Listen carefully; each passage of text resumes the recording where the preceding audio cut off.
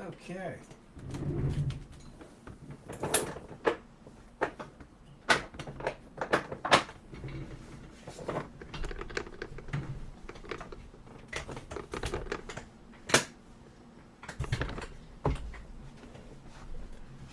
All right, let's get this rolling.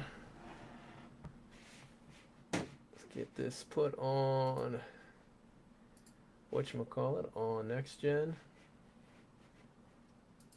and then we're good to go.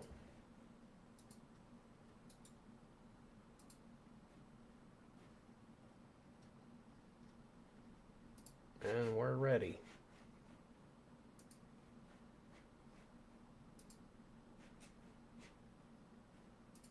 All right, we're good.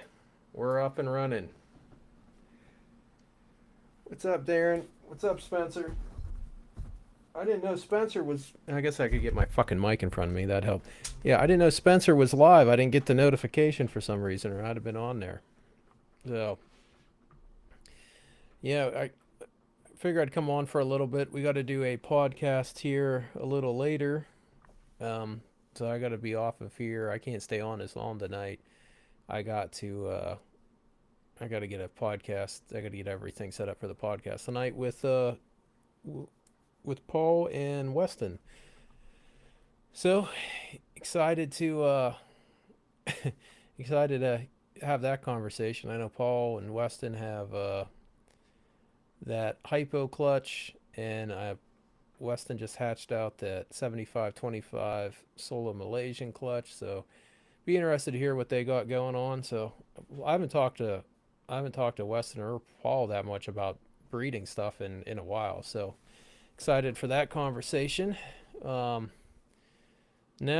size, does size really matter? I mean, that's a good question. Does size matter when you can just make up whatever you want about size? It's been a good couple of weeks for some interesting claims in retic size. So we'll see how that goes. But with that said, I'm still very excited about that clutch. Aubrey just got. He won't admit it, but we're best friends, and don't let him lie to you. But no, I am excited for that clutch. I think that's a great clutch. Probably not going to stay as small as he's suggesting it will, but yeah, it's still an awesome clutch. Yeah, micro dwarfs, dude. I don't even know what's gone on lately. All the crazy stuff going on, getting said. I mean, it's when you think about it, we've had dwarfs that only get 4 to 7 feet. We've had Halmas apparently now super dwarfs. Garrett's claiming ball pythons are bigger than super dwarfs. Brian making up stuff about how we name bloodlines. Yeah, it's just like, what the hell's been going on in the last month? The last month has just been crazy. Crazy. And nobody can blame me for it. I didn't make any of those people do any of that stuff. So I just made fun of it all. That was my contribution to the situation. So, but yeah, I'm waiting to yeah, wait. I really thought I had a clutch coming today from my Super Dwarf het anthrax. I just hope they're good, man. I don't ever. I'm always so Debbie Downer when it's a Super Dwarf or Super Dwarf cross female that's dropping. I just I just don't let myself get excited about it. I just can't. So, but I don't know. We'll wait and see, I guess. Yeah, yeah. And I think Spencer got some more locks. So, you know, he's got that going, and I think Spencer's going to have another pair breeding here pretty soon. So that'll be exciting. It's exciting to see. Maybe we need the old Rodney back to keep people in check. LOL. Now, you know what I mean? I don't think we do. You know why I don't think old Rodney needs to come back? Is because I'm not the only one saying shit anymore. Everybody's speaking up nowadays. And that's why, I only needed to be that person when nobody else would. But, everybody everybody's so much more educated in retics now than they used to be. And that's why I was so excited for Glenn's book, because I knew Glenn's book, and I publicly said, I said, this will end so much lying. You know, I was like, it'll decimate nerds bullshit about their bloodlines. And you know, I mean, when's the last time you saw Kevin try to make any ridiculous claims about retics? I mean, dude, Glenn's book ended a lot of bullshit in retics, and all we're really left with now is like some you know, remnants of some of the bloodline nonsense. But even that, I mean, that's gonna die off.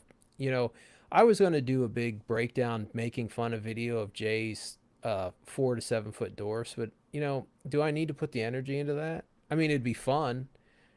I mean, I'm not. I'll admit, I'd have a blast making fun of Jay for being idiotic and making ridiculous claims, but you know, everybody's already laughing at him. You know, the only negative drawback is if he sells those in the U.S. as dwarfs. But even if he tries to pull that shit and tries to put them on somewhere like Morph Market, you know, I think enough people will report that shit to Darien, and I don't think that'll go over. You know, and I doubt whatchamacallit, I doubt King Snake wants a bunch of bullshit on there, so I don't think they're gonna want Jay Brewer on their line about shit either. So that's why I didn't. That's why I just didn't say anything, because what was the point? But I don't know, man. When I saw that post today, when somebody sent me that post, oh, I'm gonna read it. I'm gonna read this shit, and I will allow the opportunity of me not comprehending and reading into this and being completely wrong. So, and if I'm reading into this and it's wrong, then I'm wrong. But my takeaway, I'll give my takeaway after this. Smoke Show, Indo Caramel Anery Thing Ocelot X Pure Halmahera. This should fix everything I dislike about more common SD localities, about what more common SD localities do to mainland morphs crosses, while keeping the genetics as small as possible.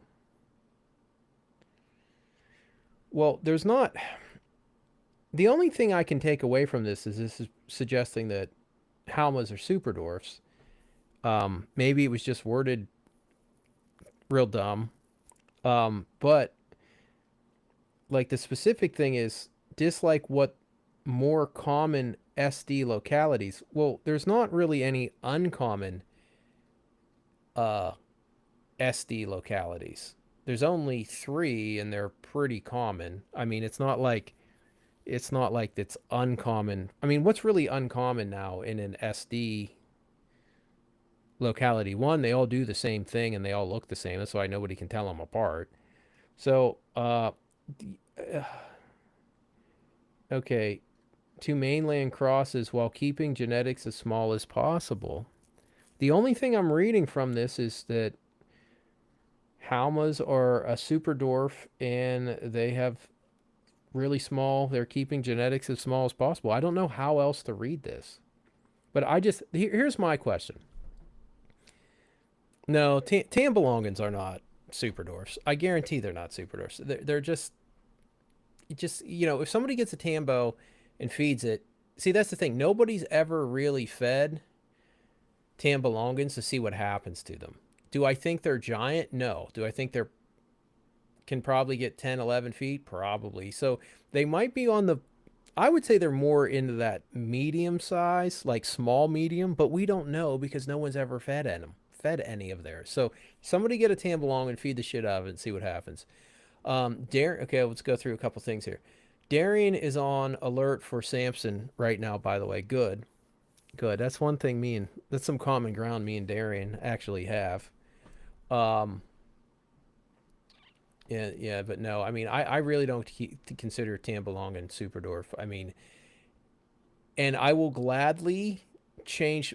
Here's the caveat to that. I will gladly change my mind on Tambelongans not being Superdorfs if I see at least 3 female Tambelongans fed heavily and they stay in Superdorf sizes.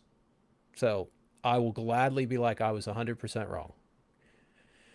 But okay, we got another one. The problem is saying modern common SD localities lumps Halma into, yeah, and that's how I'm kind of reading that. That I don't see how I mean it just might have been poorly worded. So I guess before I start making memes, I guess I'll allow for uh, a retraction or explanation. So uh, yeah, seen Garrett's Tambo video he just put out. I saw a couple minutes of it, but I didn't really. I don't know what's Garrett claiming, other than he calls them Tom Belongan and spells them completely wrong. Other than he spells them wrong like everything else, because why would Garrett ever have to go by what they say on a map? Uh, I think even Garrett's video he called them a medium-sized locality. Yeah, yeah. Well, hopefully somebody needs to just flat out ask Garrett and get it on the record. Is a Kai, does he consider a Kaiwadi a dwarf or a super dwarf? I don't really care what he says, but it seems like when he's selling them, they're super dwarfs, and when he's kind of pressured a little bit, well, they're a little bit bigger. It's like, well, what are they then? So, not to get off subject, but I talked to you the other day about putting my Super Maluku in with my Anery Motley. I introduced them, and he pooped and peed. Just wondering if I should keep reintroducing them. Yeah. What did the Anery Motley do? I mean, that's what we need to know is, did the Anery Motley, did it seem interested? What was going on? So yeah, that's really, we're gonna have to see what they have to say about that. So I love the color spectrum of Tambos. They look like soulless. Yeah, well, I mean, that's okay. Here's the problem I have with that original, it's like 2002 paper that created the subspecies. Um, and they made the Saputrii like uh Solaire and part of the southeast peninsula of Sulawesi. Okay, when you look at the Wallace line and it cuts off and you get into the big island Sulawesi, that's where retics change.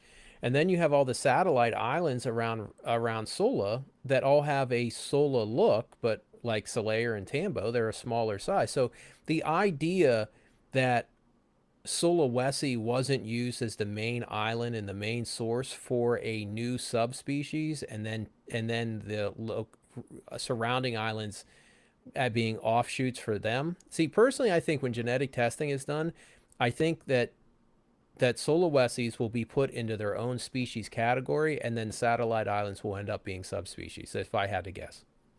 She wasn't being aggressive or anything. Well, yeah, but was he trying to lock with her? Was she receptive, or what's up there? Yeah. Yeah, he did go a bit tangent about spelling. Yeah, he usually does that, because God forbid he spell anything right. He spells like he uses incubators. Like, you know what I mean? Like Garrett, I don't get it. It's like, why can't you just spell things right? Why do you have to get a cooler and get a bunch of water and a fish tank heater and create this elaborate potential electrical disaster? Just get a box and a piece of heat tape and a rack. Like, that's all you need. It's ridiculous. So, uh, don't get me started. Oh, I got a burp on the Kaiwadi stuff. And Kaiwadis are medium size in my mind, Spencer. I have to agree with you there. Yeah, I mean, I don't know. Back in the day, like a long time ago, there was a little bit of an argument for Kaiwadis being super dwarf fish. And then that was destroyed by the fact that they got big. So I don't know why that it's, I mean, we have known, to give you an idea how long anybody who's been around has known, it's been common knowledge that Kaiwadis get pretty big since 2002. So any significant amount of research into Kaiwadis since 2002 would tell you they're not super dwarfs. So it's crazy. So What did Darren say? I hope to secure a pair of 2024 Kaiwatis this weekend. That's cool. And yeah, it's looking like it's going to happen. Just waiting confirmation. No, he just wanted out. Okay, so yeah, if he just wanted out, that means the female didn't want anything to do with him. She wasn't ready to breed, and or worst case scenario, your female's actually a male, which isn't really likely, but that is one option for why he would have shit everywhere and tried to get out of the cage. Unfortunately, I have to tell you that because that is also a possibility, though probably not the case. So I don't know, but yeah, I don't even know what to think. What the hell is this?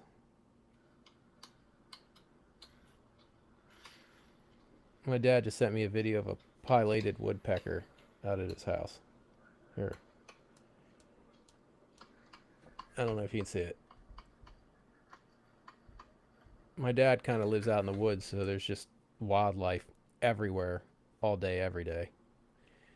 You know, shit. Yeah, I gotta get somebody a number.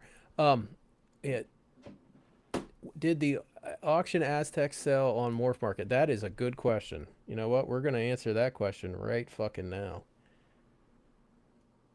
We are gonna take a look at Morph Market, and we're gonna see. I'd really like to at least see it hit $2,500. You know what I'm saying? Like just for the sake of the market. I'd like to see it hit that, and I got messages on. I never check my Morph Market account. That's probably not a good thing. Where? I don't even know how to use Morph Market. Come on. Morph Market's fucking confusing. Like freaks me out. Okay, let's go reticks. Let's go auctions.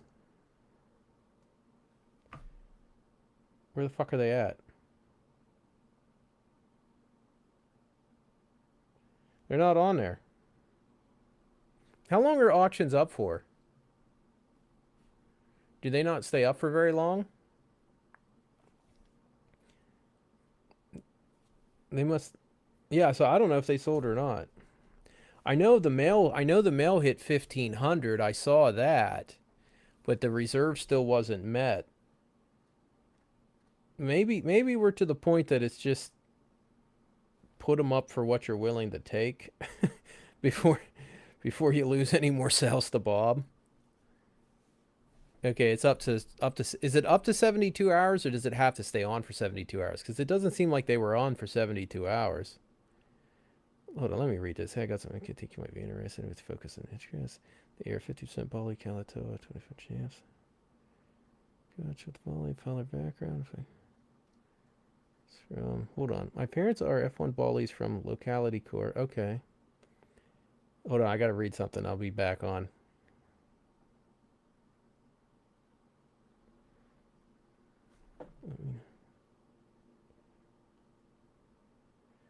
Okay. Yeah, somebody sent me some. Somebody's doing some Bali Super Dwarf Champs type cross stuff this year. So that's actually pretty interesting. What's this? Does anybody notice how slow and fucked up the messages are on Morph Market? Absolutely love this mail. Hold on. Okay, I gotta answer this. Somebody might want to give me money. You always take time to get money. No, they just want to tell me how nice it is. Well, I'll take a compliment. If I can't get money, I'll take a compliment. So 72 hours. I didn't even think they were up that long. But I don't know, man. Because that's the thing. Like, here's the thing. If Bob's down to 28.75 and somebody offers him 25, I kind of think he's taking it. You know what I'm saying? So I don't know. Like, and then if you take one for 2,500, that means you're going to take 24 for the next one. I don't know, man. I think sooner or later people are just going to have to stand their ground. I mean, they need to let Aztec drop as low as to whatever they need to drop to, and then people just going to have to fucking hold their ground.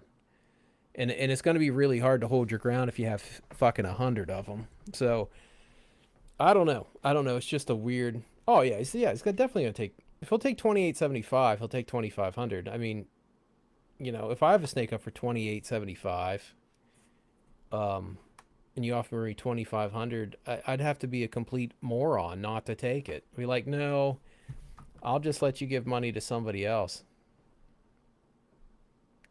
You'd have to be an idiot not to take it. Last I seen the Aztec auction, they didn't hit the reserve. Yeah, we just don't know what the reserve was. That's the problem. But yeah, I honestly don't know. I don't know what the solution is for this whole Aztec, the whole mainland. Dude, the Superdorf shit, Superdorf Aztec, some of the other locality Aztec, that shit's gonna be, it's gonna, it'll be stable. It'll be stabilized by the fact that the prices came down so low on the mainland front that it'll just I don't think this is the thing. I don't think whoever makes like the first Superdorf Aztec, like what you can't charge, and this is something that's crazy. Here's a prediction I'm going to make. With or with Aztecs coming out at 17 or 18 or 20 or whatever they were, 1,000, I think because of how fast they dropped, that the first Superdorf Aztecs can't even pretend or hope to start at that high of a value. And that's fucking insane, because this will be the first time we've ever seen the Superdorf variant of something have to come in so significantly below what the mainland version was just a year or two prior. You know what I mean? Because they've only been out 2 years, and we're probably going to have Superdorf Aztecs this year, right? So, because nobody's going to be like, oh yeah, I'll give you $18,000 or $20,000 for the Superdorf Aztec, when I just watched the mainland Aztec go from 18,000 to 2,500 in less than 2 years.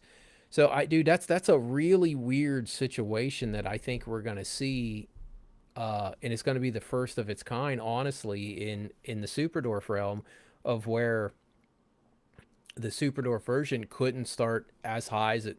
I'm not saying a Superdorf Aztec should be 20K, but it shouldn't be 2,500 either. So there's going to be like a weird range of where the first available ones are going to have to fall, because they're just not going to be able to hit those super. I mean, Garrett's going to put one up for like 50 fucking K or something stupid, and somehow he manages to find delusional idiots with huge bank accounts, so maybe he'll get it. But after the first person he fucks in their ass, that'll be pretty much it.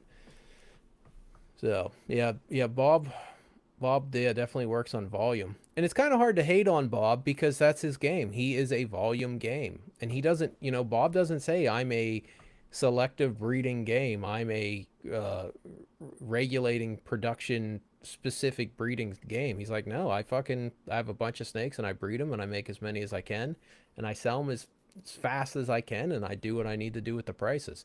Yeah, like none of this shit that I'm saying, I'm not talking shit on anybody with the Aztecs. I'm just basically talking about what I'm seeing. So, yeah, it'd be a huge difference if Aztec was recessive. That's why Ocelot has done so well. Dude, I even said that. I even said Aztec was going to drop below. I said that like a year or so ago. Aztec would drop below Ocelot. I didn't think it'd drop quite this fucking fast. This is like free fall gravity on prices, but whatever. So I don't know. Yeah, I don't know. Yeah, what are you guys thinking about all these new size claims? Do you think that shit's all gonna fall by the wayside? Because I honestly, because with the reach out with the prehistoric pets claim, like everyone's literally just laughing at that. Um, I mean, everybody's laughing at Aubrey today. and everybody's laughing at Garrett for trying to say ball pythons are bigger than super dwarfs. So, I mean, it's kind of weird that we got one of the biggest names in Retix, Jay, saying something he gets laughed at. Got the biggest name in Superdorf saying something he's getting laughed at. And you got the biggest name in the mainland morph space, and he's getting laughed at. It's fucking weird. Yeah, dude, I don't know what's going on in Retix. It's just, and I've been being nice, so I don't get. I have no idea what the hell's been going on lately. Code on 50% of a clutch. That's why price drops fast. Yeah, yeah. I mean, it is, but you also got to take into consideration the aesthetic value. If you pump out a 50%, if you get 50% of a clutch on some like killer ass Aztecs, like shit like we see overseas, versus U.S. Aztecs that are not that have not met that overseas standard, dude, I will pay if a standard U.S. Aztec is $2,500, but a exceptionally nice Aztec that has all the right secondary traits you need to continue to make good looking Aztecs, I think that's 5,000. I don't know. Let me know what you guys think on that. If what would you rather pay? $2,500 for mediocre Aztec, or 5,000 for polygenic traits out the ass, awesome looking Aztec? It's going to make nice stuff, like for 5K. So you got mediocrity for 5K, you got exceptionalism or mediocrity for 2,500, and exceptionalism for 5K. What do you think? And they're both males. We'll say they're the exact same age, whatever. Like, what do you think's the better deal? That's kind of what I want to hear. It's like, what do you think's the better deal? And then you throw some Superdorf Halma hair in there, and now you're like, now it's like an awesome, awesome deal because it won't get big because Halmas are Superdorfs. So, yeah, yeah, exactly. It's the 5K snake all day, you know. And that also proves what I've been saying for a while, that these secondary traits are going to finally take their place as having a significant value. Yeah, yeah, but the 5K is a lot for most people. Hard sell, yeah, yeah, but I'm not. But the thing is, we know that the price is going to come down. So, like from a breeder standpoint, what would you want to buy? The price is going to come down, and you're going to have a lot of competition. So, would you rather pay 5K for the animal that's going to set your stuff apart from the competition, or 2,500 to have a snake that's going to make your snakes look like the competition? And plus the price is coming down. So by the time you're producing them, they're $1,000, they're $1,500 or whatever, but you might still be able to pull around 2,500 because yours looks so much better, and that's way more affordable than the 5K mark.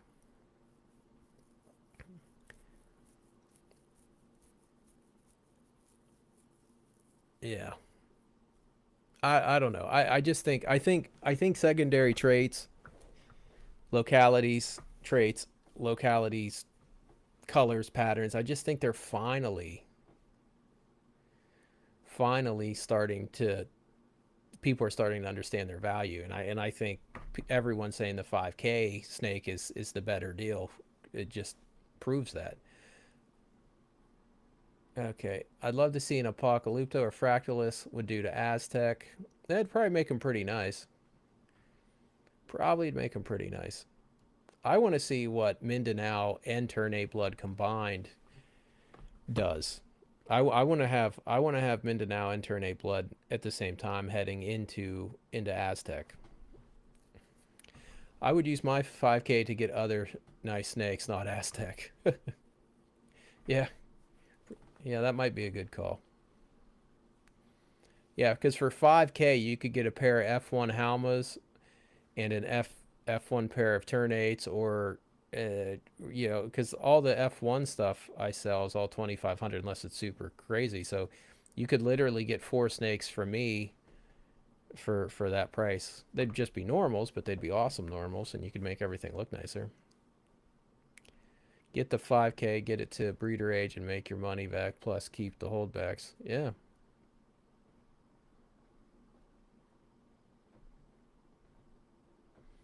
I don't know. I still like Aztec. I just don't like a lot of the U.S. Aztecs. Now, I think it was the male that Nathan had posted for auction. That was a good looking snake.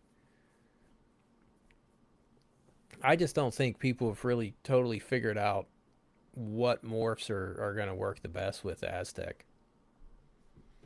And unfortunately, a lot of them aren't. A lot of morphs aren't going to go all that great with it. Especially if they don't have the right polygenic traits back at them. That'll be a huge problem.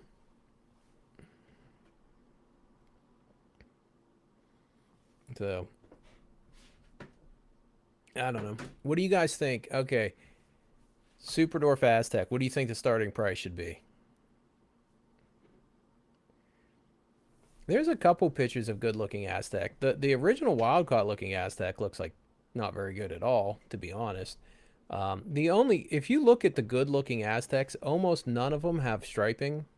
There's a Sunfire, there's a really nice Sunfire that's got some striping, but that's what really sets them apart is back diamond separation.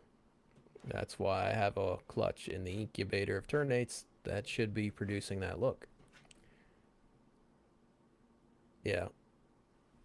Yeah, I'm curious. You think 3,500 on a Super Dwarf Aztec?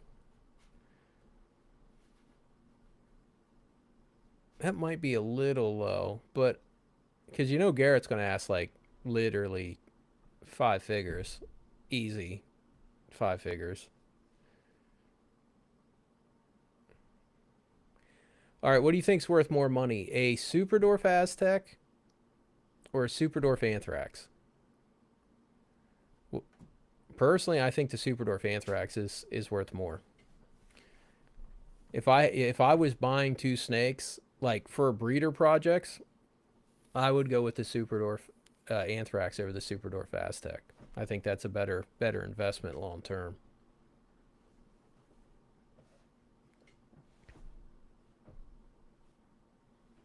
Definitely would go with that investment. Yeah.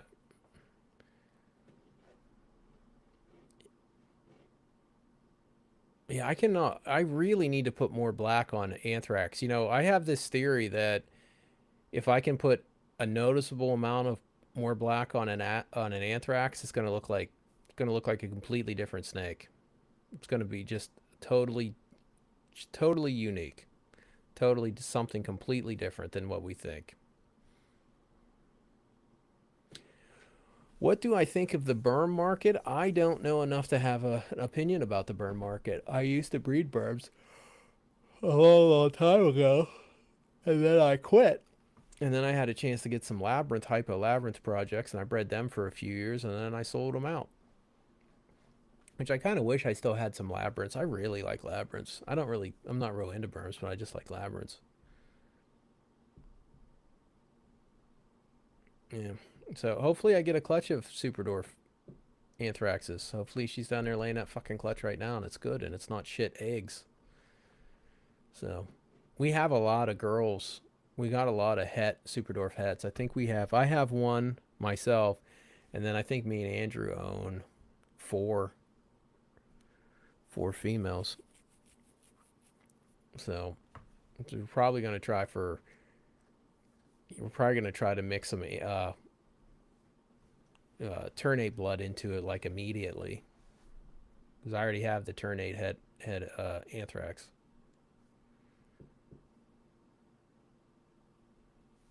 No. But yeah, I can only stay on here for about 10 to 15 more minutes. So if anybody has any questions or topics they want to hit, let me know. What kind of price do you think they will be at? Which snakes? The anthrax, the Super Dwarf anthrax? I don't know. I've talked to Andrew about that. Um, and I don't really. I don't know, because I don't like overprice. I don't like pricing shit high because I don't want to have to come down on the price and look like a fucking idiot. I don't know. I'm gonna say not 10,000. I'm gonna say not 10,000. Something below 10,000. I really think like 7,500 to 5,000 is a fair price on a male Superdorf Anthrax. What are your opinions on co-having? I do not recommend it at all because when they go into feed mode, they will fuck each other up. Anthrax will hold value, I think, better since it takes 2 copies of the gene and it looks crazy. Yeah, yeah, I think it's because you kind of think it's, you got to think it's pretty crazy that we don't have like double and triple visual Anthrax, whatever, super dwarfs already. You think we think we would. Yeah. Anyone see the blue hypo marble on the nation? I saw that somewhere else. I thought it was okay. I was kind of hoping, I looked at that snake and I was like, I wonder if they would have added mocha to that and like shaved another layer of color off. I think a mocha hypo, I think that's going to be where it's at. I think mocha sat on the shelf because a lot of the stuff that's been done with it hasn't looked that impressive. But I think once people get away from we got to make everything in the Golden Child and everything in the Motley, and once we start understanding that some of these T positives cause weird color shiftings and you're not getting the yellows and oranges that you want, and we just accept that reality, then we can start using them for things that they will go well with, like platy, high silver shit, that kind of stuff. Has anybody ever made a mocha sun? What's a mocha sun look like? 4 to 5K. I'm guessing that's on the Super Dwarf Anthrax. Okay, I see people co-having females together, i.e., nerd people in Asia. Yeah, so that should tell you people in Asia and Kevin. Yeah, that's pretty much the only people that think it's a good idea. So you know, Kevin has lots of ideas when it comes to retics, and most of them I don't suggest you adopt. Does the stomach on Halmas darken with age? Usually they just keep getting darker and darker and darker. Like some of them like kind of stop, but I think there is some kind of weird dark ass gene floating around in my Halmas because I have not done any selective breeding with Halmas. I've done zero selective breeding. I've held back. I don't have a breeder F1 female, and that's ridiculous. Um, I just I might hold something back from this clutch. There's one or two specific looks. If I get it in this clutch, I will hold it back. But if not, I'm not going to. I do want to see with how dark that female is. My holdback male, my F1 holdback male, he looks almost identical to my female. He's just quite not as dark, but he might get that dark. And I really need to breed him to that female, but I can't bring myself to do it because I have a wild caught male. So I'm trying to get a female that looks identical to my wild caught girl to do that because I honestly cannot bring myself to make F1.5s when I can make F1s. I just don't have it in me. I don't know if they have an IMG or not, but they got something going on. Yeah, they got something going on with them. And even if they don't have a gene, even if it's not a morph situation, it's still a selectively bred trait situation where you can make some super dark ass snakes. I just wish people would do this shit. That's why I'm not a big fan of Aubrey, but I really like that breeding he did. That's fucking huge. Huge breeding what he just did there. So I'd like to see more people doing that stuff. How about Jags? Do they all have neurological issues or just some of them? Just some of them. Probably most of them. I have a Jag that has zero issue, and I have one other Jag that does have an issue. Yeah, my one girl, my one Jag, dude, she is rock ass solid. Rock solid, man. No issues whatsoever. dude, and she does it like a lot of times. Even Jags that don't show any neurological issues, you can still tell they have it when they strike because their accuracy on their strike is off. This girl has pinpoint accuracy on her strike. That's the only reason I haven't sold her because she's the best. She's the best example of a non neurological issue Jag that I've ever seen. Is the Jag gene still working with? It depends. I don't know. Well, I'm going to try to do a breeding to get a clutch to see if incubating at colder temperatures helps reduce this issue because it's suggested that in ball pythons that you can fix it with lower temps. And let me see. Hold on, I gotta send Paul something soon. Um, yeah, so we're gonna find out. If I get a clutch, I'm gonna try to mess with it and see if lower incubation temps and a longer embryonic development period helps with some of this issue because they think it's an inner ear thing, and we'll go from there. So I'm gonna try. This is my last, unless somebody offers me a bunch of money for it, then I'm not gonna try. Somebody else can try it. But yeah, that's what I'm gonna do. So but yeah, I actually have to jump off here in 5 minutes, 4 minutes. The theory has worked in Jag. Has it worked in Jag carpets? I had, dude, like years ago, like a little over 10 years ago, I had a Jag carpet. That thing was a fucking disaster, dude. It was like fucking corkscrewing. It would try to strike. I mean, dude, it was a piece of shit. Total piece of shit. I wonder if they did a hybrid cross with the Jag, if it would have the wobble. We might know the answer to that because I think Andrew might have did Timor Jag crosses this year. Which I'm not a big hybrid fan, but if he does hit on them, those things will look fucking amazing. Yeah, I got 3 minutes, and then I gotta jump off here and set up another thing in Riverside, and then yeah, fucking Paul and Weston and Spencer are coming on. We're not doing it live because I can't talk a ton of shit if it's live. I'd have, usually if when I'm doing this with when we're doing a podcast, I usually talk a lot more shit than I talk on here, and then I can just cut it all out. But so it's nothing that I haven't ever said publicly, but it's usually it's not that I cut it out for me. I cut it out for the people that are laughing at me talking shit, so they don't get in trouble. So it's usually more of that than anything. So, what is one hybrid you would do if you could pick one? A scrub, two retic. I would love to see a scrub retic hybrid because it would be a nightmare. Be a nightmare of a fucking animal. I can't even imagine how mean and dangerous that would be. And then I'd sell it to children and tell them it only gets 4 to 7 feet. That's what I'd do. The topic of the podcast, there's not really one. It's Paul and Weston are doing some breeding, and none of them have really been doing much breeding. So I hit them up and was like, "Hey, you want to come talk about your shit? Come on, we'll talk about what you guys got going." I don't think Halma to Halma. I don't think Halma Scrub to Halma retic will work out, and the reason I don't think that is because they're in each other's range, and a lot of times when animals are in each other's range like that, there's this natural inability for hybridization.